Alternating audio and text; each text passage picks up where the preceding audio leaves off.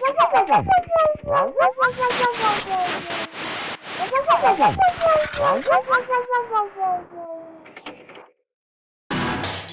comments, I really do. I like some comments, don't care about you.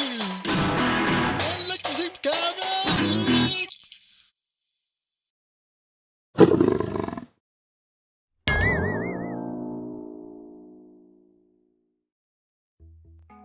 Hi Miniature Jesus, I knew naught about this before I clocked it. I know I go on about these cheapo deals that I pick up, but this is something less than a fiver and it looks right enough. I'll give it a pop. If only to bore the ears off you lovely lot. And I've always had a soft spot for tiny versions of religious heavy hitters. Always anchoring to get an half decent collection together. Moving round snakes and ladders boards in a up yours Zeus inversion of how the Greek gods used to lead us mere mortals a merry dance in fine features like Jason and the Argonauts and whatnot. Clash of the Titans, What You Doing at Them Goats, Graham, and somewhat lesser known though more critically acclaimed late night 90s favourite, The Hitman and Hermes. This starts with some lovely sparse landscapes and what appear to be the heartfelt hallucinations of a recently retired career drinker, trying hard to get a grip on whatever his reality looks like. Now he's finally found the strength to put the bottle down. Then we see a good example of the kind of self-righteous bellfruit that gives decent common garden God-fearing folk a bad name, blind with bawdy belief, looking to exterminate and end this resurrection before it even starts. Only our tiny J-man in having none of that. Fate fetches our two heroes together and sees some unheavenly hassle getting meted out by the man as per, as judgmental goons start trying to rule the roost before old Bill morphs into your main man Clawful and starts dishing out ecclesiastical earfuls. So we're not really sure what's what. This is a dude duking it out with his drunk demons though, and as such, are we still in this dude's head?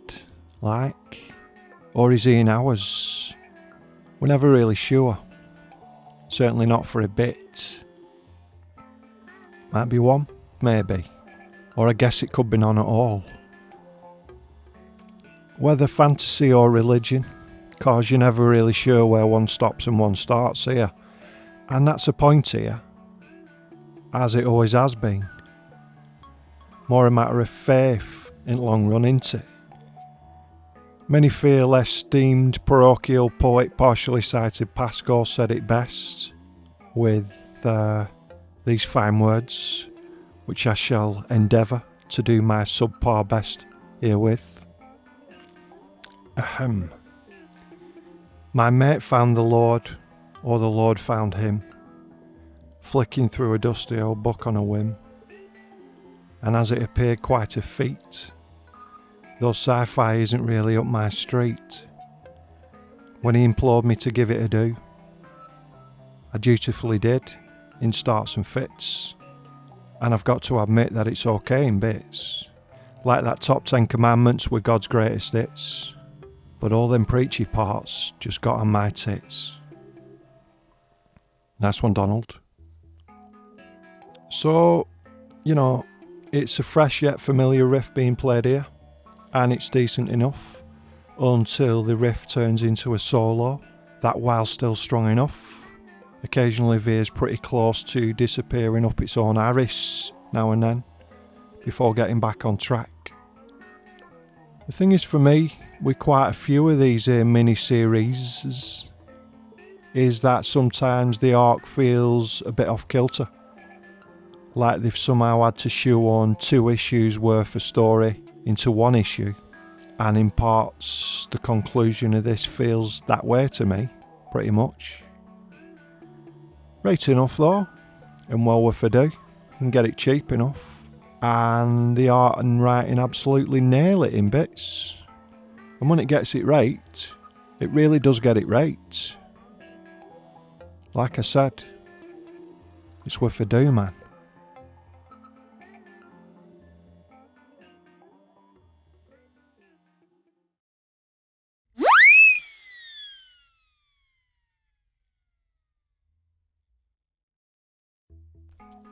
Yes, so this is one of them one-shot efforts that exists within the well-formed universe that Ed Brubaker and Sean Phillips have put together and brought to vast critical acclaim in the award-winning Criminal series. It works just fine as a standalone though, in my opinion, and just in case you've got a noggin like a sieve, it's my opinion that counts here, innit? This tells the tale of some lass, and like so many tales of lasses and that, begins with her stood looking wistfully out to sea, asking some old dear if she's ever heard of Vic Chestnut.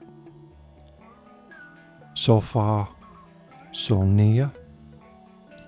And then cut to yon lass pretty much snoring through her local peer support group, and her tale starts to take shape from there in a treatise on addiction.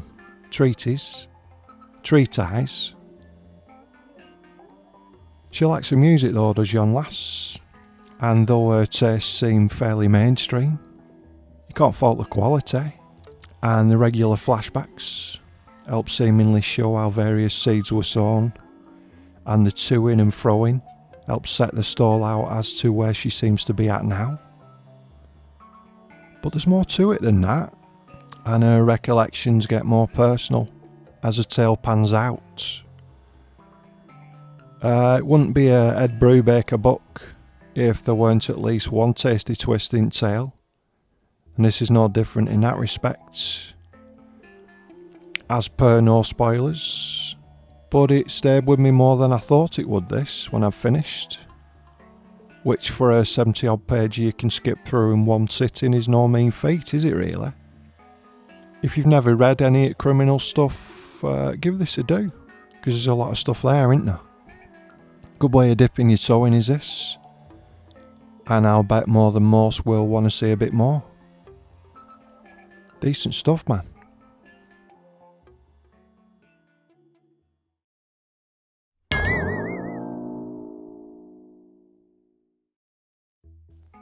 I Monster at Dread End.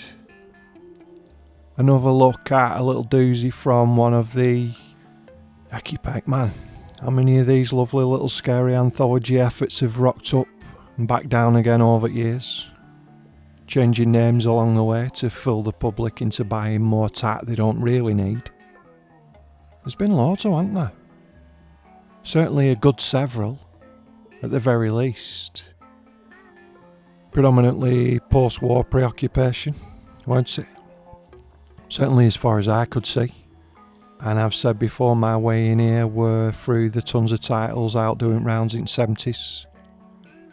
But among the stacks my granddad used to pick me up off Burnley Flea Market every Wednesday, some stuff went a bit further back. Mainly due to a few early to mid 60s bits from Ghost Stories, which is where this comes from. Still scoops it all up with a spoon like, cover to cover and back again. Again, associated interests, streets and faces I kinda recognised. Certainly not a million miles away from what I knew. Kids dossing about in the street, oblivious to pretty much all, apart from what were going down there and then. That youthful innocence shattered by the unequivocal vigilance of a milkman.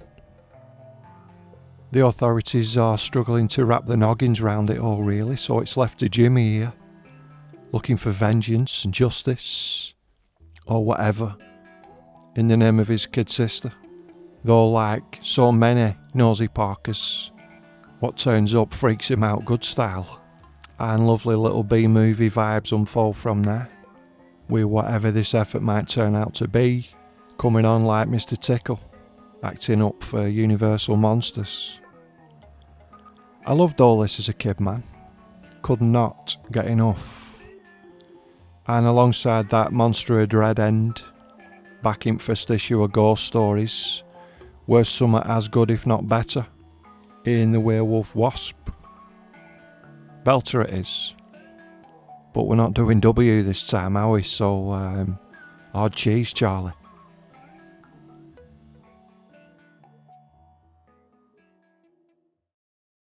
Let me some comments. I really